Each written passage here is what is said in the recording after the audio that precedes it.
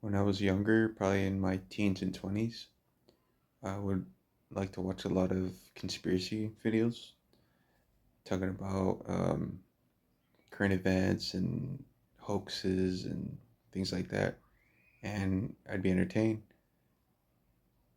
But I'm realizing now that unless you're going to do something about it or change things or wake people up, I think it's a waste of time.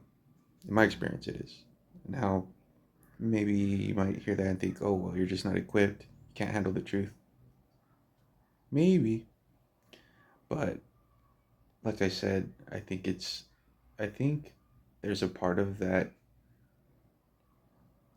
side of like YouTube and stuff because it's a lot of truth, right? But I think the audience who watches it, not everybody, but a lot of them, it's a distraction in itself because it keeps people in a state of fear and worry and doom, essentially. That's what I noticed that it would do to me. And it would kind of, it would taint my vision of the world and make it seem like everything was just evil and from the devil and things like that, which I refuse to believe. So I think that there's certain things that people watch to make their lives seem either like not as bad or just bad enough. So like like that show My 600 Pound Life. Of course, most of us like to watch it just morbid curiosity, like whoa.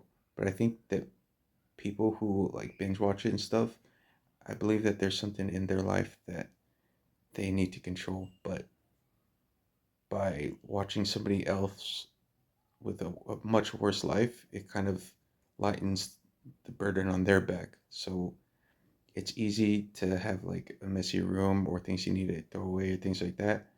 And it can be pretty bad. Not so bad, but bad, right?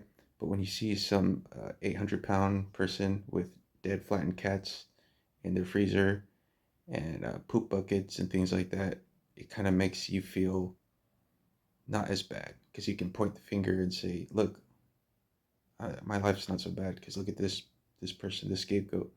So all I do is focus on things that I enjoy, and I ignore everything else. I don't see it as reality because it doesn't exist in my world. It's a choice.